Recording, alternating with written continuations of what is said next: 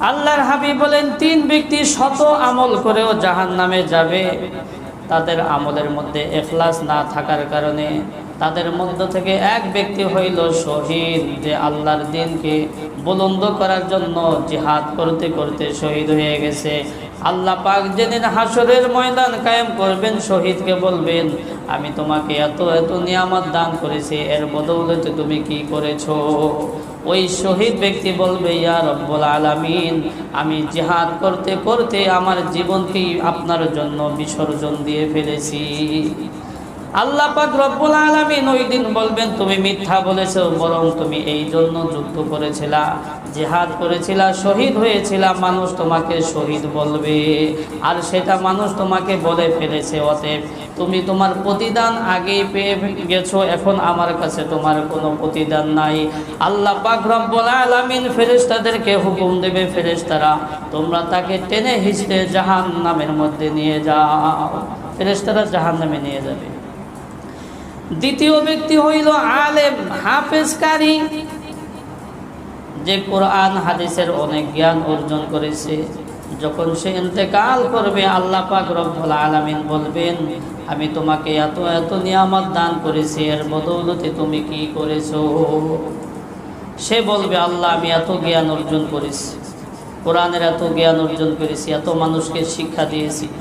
তখন আল্লাহ পাক রব্বুল আলামিন বলবে, হ্যাঁ তুমি আলেম হয়েছিলা ঠিকই, কারি হয়েছিলা ঠিকই, কিন্তু এগুলোর পিছনে দুনিয়াবি কোনো উদ্দেশ্য ছিল। তুমি আলেম হয়েছিলা এই জন্য যে মানুষ তোমাকে আলেম বলবে, তুমি কারি হয়েছিলা এই জন্য যে মানুষ তোমাকে কারি বলবে। অতএব এটা বলে ফেলেছে, তোমার প্রতিদান শেষ, আজকে আমার কাছে তোমার কোনো প্রতিদান নাই। আল্লাহ পাক রব্বুল আলামিন ফেরেশতাদেরকে হুকুম দেবে, তাকে টেনে হিঁচড়ে জাহান্নামে নিয়ে যাও। তৃতীয় ব্যক্তি হইল দানবীর, অনেক দান সদকা করেছে, আল্লাহ পাক রব্বুল আলামিন তাকে প্রচুর সম্পদ দিয়েছে, আর সে দান সদকাও করেছে। যেদিন সে ইন্তেকাল করবে, হাসরের ময়দান কায়েম হবে, আল্লাহ পাক বলবে, আমি তোমাকে এত এত নিয়ামত দান করেছি, এত সম্পদ দান করেছি, তুমি এর বদৌলতে কি করেছিলা? ওই দিন ওই ব্যক্তি বলবে, ইয়া রব্বুল আলামিন, আপনার এমন কোনো ক্ষেত্র নাই যেখানে দান করলে আপনি খুশি হবেন আর আমি দান করি নাই। আল্লাহ পাক রব্বুল আলামিন বলবে, তুমি দান করেছো ঠিকই, কিন্তু এগুলোর পিছনে রিয়া, লৌকিকতা, দুনিয়াবি উদ্দেশ্য ছিল।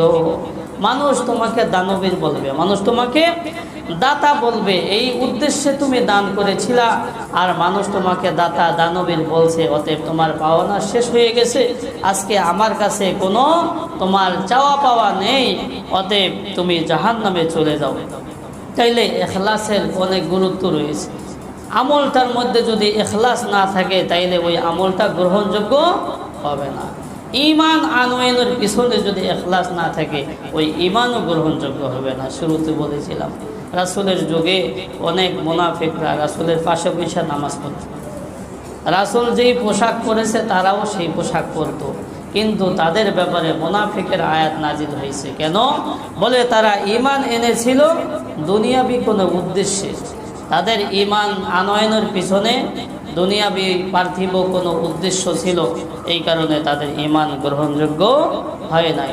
এই জন্য আমরা যা কিছু করব একমাত্র আল্লাহ তাআলাকে রাজি খুশি করার উদ্দেশ্যে করব।